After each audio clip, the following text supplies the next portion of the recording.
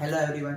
आज का हमारा टॉपिक रहेगा साइंस का केमिकल रिएक्शंस एंड इक्वेशंस। ठीक है, इसके अंदर हम पढ़ेंगे केमिकल रिएक्शंस क्या होती हैं, केमिकल इक्वेशंस क्या होती हैं, बैलेंस केमिकल रिएक्शंस क्या होती हैं, इसके बाद इसमें टाइप्स ऑफ रिएक्शंस क्या होती हैं। इसका जो एक तरह से कॉन्सेप्ट है जो बेसिक्स है वो क्लास 9th में, जिसके अंदर हमने पढ़ा था कि पीरियोडिक टेबल क्या होती है, उसको वैलेंसी को कैसे फाइंड आउट करते हैं किसी भी एलिमेंट्स की, फार्मूला मेकिंग क्या होता है जैसे, और लॉ ऑफ केमिकल कॉम्बिनेशन जिसमें फर्स्ट था लॉ ऑफ कांस्टेंट प्रोपोर्शन और law of conservation of mass. इसके वीडियो में आपको अलग से प्रोवाइड करवाता हूँ। ठीक है, तो जो फर्स्ट वाला पोर्शन रहेगा हमारा उसमें रहेगा केमिकल रिएक्शंस क्या होती है। तो केमिकल रिएक्शन में क्या होता है कि इसमें एक तरह से ऐसा चेंज होता है जिसमें जो एलिमेंट्स होता है, जो सब्सटेंस होता है, वो अपनी पुरानी केमिकल प्रॉपर्टी को छोड़कर एक नई केमिकल प्रॉपर्टी से बनाता है और एक नया सब्सटेंस बनाता है, कंपाउंड बनाता है। उसे हम बोलेंगे केमिकल रिएक्शन। जैसे एग्जाम्पल की बात करें तो जैसे होता है हाइड्रोजन प्लस ऑक्सीजन। अभी ये गैस है, ठीक है, इनकी केमिकल प्रॉपर्टीज कुछ अलग होती है, लेकिन बाद में जब ये आपस में रिएक्शन करेंगे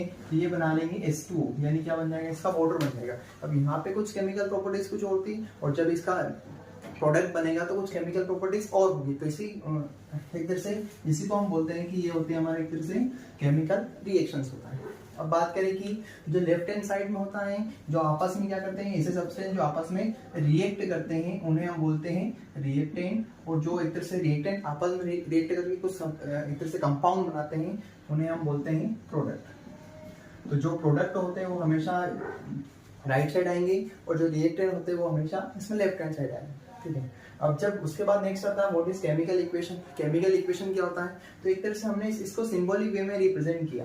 ठीक है, अगर एक तरह से हम यहाँ लिखते हैं हाइड्रोजन प्लस ऑक्सीजन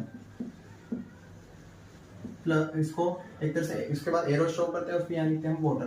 तो ये हमारी क्या एक तरह से केमिकल रिएक्शन है। इस केमिकल रिएक्शन को हम सिंबॉलिक इसमें वे में अगर एक तरह से शो करेंगे उसी को बोलेंगे हम केमिकल इक्वेशंस। ठीक है, अब इसके बाद नेक्स्ट पर हमारा टॉपिक है balanced chemical reactions. How to एक तरह से जो बैलेंस इसमें जो केमिकल रिएक्शन होती है इसको बैलेंस क्यों करते हैं। तो फर्स्ट है इसका जो एक तरह से मेन जो रीजन है वो एक तरह से law of conservation of mass की, जिसमें जो एटम्स होते हैं ना तो वो एक तरह से बनते हैं नहीं, क्या होता है एक तरह से वो इसमें खत्म होता है, जिसके अंदर हमने पढ़ा था कि इसमें कि mass neither created nor destroyed in any chemical reactions. ठीक है, तो अगर इसकी बात करें जैसे मैंने यहाँ लिखा H2 प्लस O2, ठीक है, तो इसमें क्या बन जाएगा, H2O बन जाएगा। तो H2O बनेगा मतलब एक तरह से यहाँ पे जो एलिमेंट्स का जो एक तरह से जो अमाउंट रहेगा, ठीक है, तो वो सेम रहना चाहिए किसका, प्रोडक्ट साइड भी रहना चाहिए, यानी रिएक्टेंट साइड इसमें जितने भी एक तरह से एलिमेंट्स रहेंगे इसमें जो आपस में रिएक्ट करेंगे उनका सेम अमाउंट किस साइड होना चाहिए, प्रोडक्ट के साइड भी होना चाहिए। ठीक है, यही होता है एक तरह से इसमें बैलेंस्ड केमिकल रिएक्शन। अब हम नेक्स्ट बात करते हैं कि जो केमिकल इसमें इक्वेशन होती है उसको बैलेंस कैसे करते हैं ना। उसके लिए कुछ रूल्स है। जैसे फर्स्ट वाला है follow the law of conservation of mass, यानी एक तरह से हमेशा क्या करता है, जो कंजर्वेशन ऑफ मास होता है जिसका लॉ होता है उसको हमेशा ये फॉलो करता है। सेकंड क्या होता है, इसमें number of atoms remain same, यानी कि जो एक तरह से नंबर ऑफ एटम्स है, यानी कि एक तरह से साथ में इसमें लॉ ऑफ कांस्टेंट प्रोपोर्शन को भी फॉलो करेगा और एक तरह से इसमें law of conservation of mass को भी फॉलो करता है, और जो एटम्स है वो हमेशा सेम होना चाहिए। फिर नेक्स्ट है elements with maximum atoms balance. ठीक है, जितने भी एक तरह से जो एक तरह से हमारा कंपाउंड है या फिर जो सब्सटेंस है जिसके अंदर एटम्स ज्यादा हैं, हमें उससे क्या होता है जो फर्स्ट उसको बैलेंस करना चाहिए। उसके बाद नेक्स्ट है reactants and product both balance, यानी कि दोनों साइड का एक तरह से इक्वल पोजीशन होना चाहिए। केमिकल जो रिएक्शन होते हैं इसको बैलेंस कैसे करते हैं। ठीक है, तो यहाँ पे दे रखा है कि CH4 प्लस O2, तो क्या बना रहा है CO2 plus H2O plus heat, यानी कि जो मीथेन गैस है वो एक तरह से बर्न कर रहा है, तो क्या कर रहा है कार्बन डाइऑक्साइड और एक तरह से वाटर का रिलीजन और साथ में हीट भी। तो फर्स्ट एक तरह से हम इसको इसमें कैसे फाइंड आउट करेंगे कि मान लो अगर कोई इसमें केमिकल रिएक्शन इसमें दे रखी है वो बैलेंस्ड है या अनबैलेंस्ड है। तो फर्स्ट क्या करते हैं हम इसमें से हमको फाइंड आउट करने पड़ेंगे कितने एलिमेंट्स है बोथ साइड। ठीक है, तो हम क्या लिखते हैं इसमें नंबर ऑफ एलिमेंट्स, यानी कि कौन कौन से एलिमेंट्स हम फाइंड आउट करेंगे। तो फर्स्ट बात करते हैं तो इसके अंदर क्या है, तो फर्स्ट वाले में इसमें कार्बन है, CH4 में कार्बन होता है, देख नेक्स्ट है हाइड्रोजन है, उसके बाद ऑक्सीजन है, इस साइड भी क्या है कार्बन है, ऑक्सीजन है और हाइड्रोजन है, सेम अमाउंट है। अब हम देखेंगे कि जो एलिमेंट्स लिख लिया, अब इसकी हम क्वांटिटी लिखेंगे दोनों साइड की। कौन साइड हम लिखेंगे इसकी, यानी इसमें लेफ्ट हैंड साइड यानी रिएक्टेंट साइड। रिएक्टेंट साइड क्या देंगे, इसकी क्वांटिटी देखेंगे और फिर देखेंगे इसकी RH side, right hand side यानी कि प्रोडक्ट साइड। तो फर्स्ट हम क्या करेंगे कि क्वांटिटी को निकालेंगे, कितनी क्वांटिटी है, अगर दोनों की मैच हो रही मतलब हमारी जो जो गिवन केमिकल रिएक्शन वो बैलेंस्ड है, और अगर मैच नहीं हो रहा है तो मतलब जो गिवन केमिकल इक्वेशन है वो अनबैलेंस्ड है, तो फिर क्या करेंगे, इसको बैलेंस करेंगे। तो फर्स्ट मान लो कार्बन है, तो कार्बन जो इस साइड जो रिएक्टेंट साइड कितना है, तो रिएक्टेंट साइड दे रखा है कार्बन 1 दे रखा है, उस साइड कितना दे रखा है, उस साइड भी 1 दे रखा है। फिर नेक्स्ट है यहाँ पे हाइड्रोजन कितना दे रखा है, यहाँ दे रखा है 4, और उस साइड कितना दे रखा है, यहाँ दे रखा है 2। फिर उसके बाद नेक्स्ट है ऑक्सीजन, यहाँ कितना दे रखा है, इसमें जो रिएक्टेंट साइड इसमें 2 क्वांटिटी है इसकी, और उस साइड कितनी है, इसमें यहाँ पे 2 + 1 कितनी क्वांटिटी हो जाएगी, 3 क्वांटिटी। अब बात करें फर्स्ट कार्बन, तो इसमें ऑलरेडी बैलेंस है, यानी एक बराबर है, ठीक है। नेक्स्ट बात करेंगे हाइड्रोजन की, हाइड्रोजन जो रिएक्टेंट साइड 4 है लेकिन जो प्रोडक्ट साइड कितना है 2 है, तो हम इसमें ऐसा क्या मल्टीप्लाई करेंगे, 4 बन जाए, तो जहाँ पे हाइड्रोजन होगा यानी यहाँ हाइड्रोजन, तो हम यहाँ करेंगे 2 का मल्टीप्लाई, यानी इसमें हमने किया 2 का मल्टीप्लाई, तो कितना बन गया, ये 4 बन गया, ठीक है। अगर मान लो इसके सामने 2 का मल्टीप्लाई होता तो ऑक्सीजन के साथ भी होगा, तो अब ऑक्सीजन की क्वांटिटी भी चेंज होगी। ऑक्सीजन की क्वांटिटी कितनी हो जाएगी, 2, इसमें यहाँ पे 2 निकलेगा इसमें, और यहाँ से निकलेगा 2, तो यानी कितनी हो जाएगी, 4 हो जाएगी, ये हो गया 4।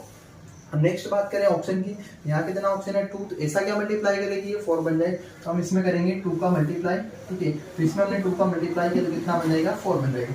अब एक तरह से इनको मैच कर लें, तो फर्स्ट कार्बन है 1 1 यानी इक्वल है ना, बैलेंस है, हाइड्रोजन 4 4 बैलेंस है, और ऑक्सीजन भी 4 4 एक तरह बैलेंस। इस तरह से हम सिंपल टाइप से एक तरह सीख सकते हैं कि कोई भी जो केमिकल रिएक्शन है उसको हम एक तरह से बैलेंस कैसे करते हैं। Thank you.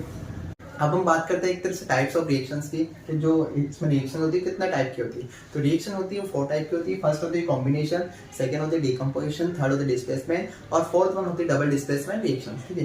तो अब इसमें फर्स्ट बात करते हैं कॉम्बिनेशन रिएक्शन। तो कॉम्बिनेशन रिएक्शन में क्या होता है, दो रिएक्टेंट आपस में रिएक्ट करते हैं, एक प्रोडक्ट बनाते हैं। जैसे इसमें गिवन एग्जांपल दे रहा है कि यहाँ पे ए और बी दो एक तरह से रिएक्टेंट है जो आपस में रिएक्ट होंगे, और ए बी क्या करते हैं, एक सिंगल कंपाउंड बनाएगा, ठीक है। इसमें और एग्जांपल बता देता हूँ, Mg + O2 यानी जो इसमें मैग्नीशियम है वो क्या करेगा, ऑक्सीजन के प्रेजेंस में रिएक्ट बनेगा और क्या बनाएगा, MgO बनाएगा। अब ये एक तरह से अनबैलेंस्ड रिएक्शन, इसको बैलेंस कैसे करेंगे, तो यहाँ लगाएंगे हम 2Mg और यहाँ लगाएंगे 2MgO, ठीक है।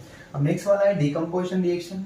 डिकम्पोजिशन रिएक्शन होती है वो जस्ट अपोजिट होती है इसका कॉम्बिनेशन रिएक्शंस का, ठीक है। तो कॉम्बिनेशन रिएक्शन में हमने क्या पढ़ा था कि इसमें दो रिएक्टेंट्स होते हैं जो आपस में रिएक्ट होते क्या करते हैं, एक प्रोडक्ट बनाते हैं। लेकिन इसमें क्या होता है कि एक जो कंपाउंड होता है यानी एक रिएक्टेंट होता है जो आपस में एक तरह से ब्रेक डाउन होगा, वो एक तरह से इसमें दो या दो से ज्यादा क्या बन जाएंगे, इसके प्रोडक्ट बन जाएंगे। जैसे एग्जांपल है AB क्या हमारा एक तरह से कंपाउंड है, एक रिएक्टेंट है, ठीक है, जो एक तरह से ब्रेक डाउन होगा।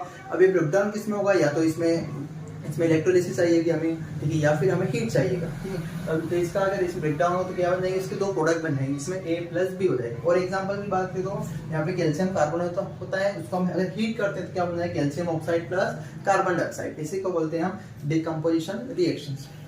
नेक्स्ट बात करें डिस्प्लेसमेंट रिएक्शंस क्या होती है। तो एक तरह से यहाँ वर्ड आ रहा है डिस्प्लेस, इसमें डिस्प्लेस मतलब एक तरह से हटाना है, ठीक है। तो इस जो रिएक्शन होता है जो हाईली रिएक्टिव इसमें जो एलिमेंट्स होता है वो क्या करते हैं, डिस्प्लेस करते हैं लेस रिएक्टिव एलिमेंट्स को, ठीक है। यानी जो मोर रिएक्टिव एलिमेंट्स हैं वो किसको डिस्प्लेस कर देंगे, इसमें लेस रिएक्टिव एलिमेंट्स को, ठीक है।